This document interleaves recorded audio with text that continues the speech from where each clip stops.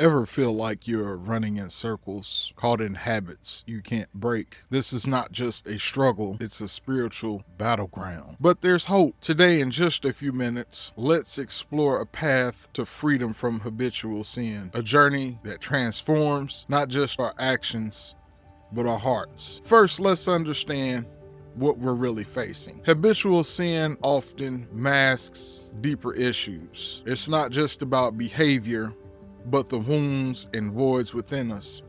The Apostle Paul speaks to this in Romans 7:19.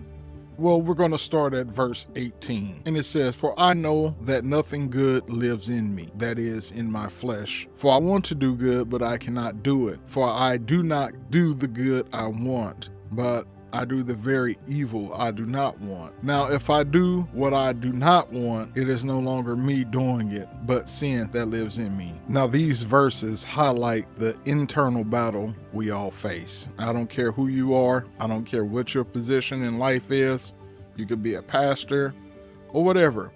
We all face this internal struggle with sin. Recognizing this is the first step. It's not just about stopping an action, but healing from within.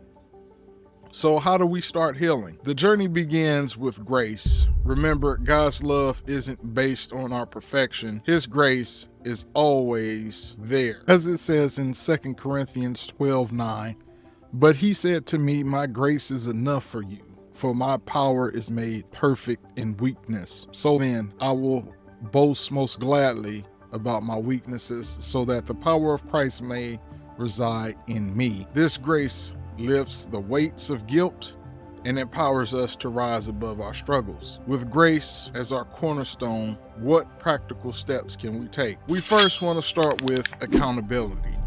Share your struggles with someone trustworthy.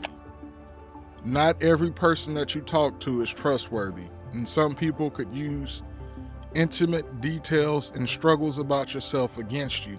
So you always want to be careful who you share your struggles with. As Ecclesiastes 4:9-10 says, "Two are better than one."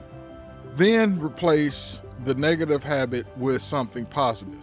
This could be prayer, it could be Bible study, or it could be helping others. Finally, be mindful. Please be mindful of your environment. A lot of times we sabotage ourselves because we keep things that tempt us and trigger us in our environment.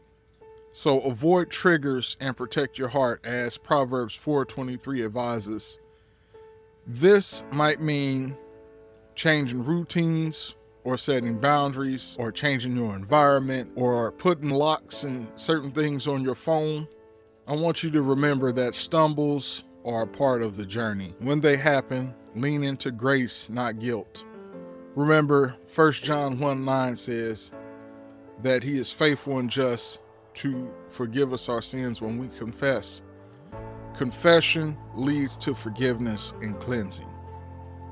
Each setback is a chance to grow. The true goal is not just breaking the habit, it's drawing nearer to God, transforming into the likeness of Christ.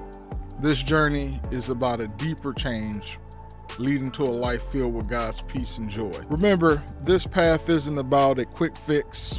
It's a lifelong journey. It's a lifelong journey of growth. It's a lifelong journey of transformation. And remember, you're not alone. I know a lot of people can make you feel like you're alone and that they don't struggle with sin, but God knows. God sees everything that's done in the dark. And trust me, God knows that you are not alone. God is with you in every step. And so is this community.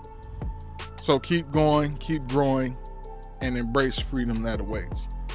If you find any benefit and any value in this content, don't forget to hit that subscribe button, click that notification bell, and hit the like button. Share this with someone you think it might help. Once again, I want to thank you for tuning in to the Truth Be Told Project podcast. Peace.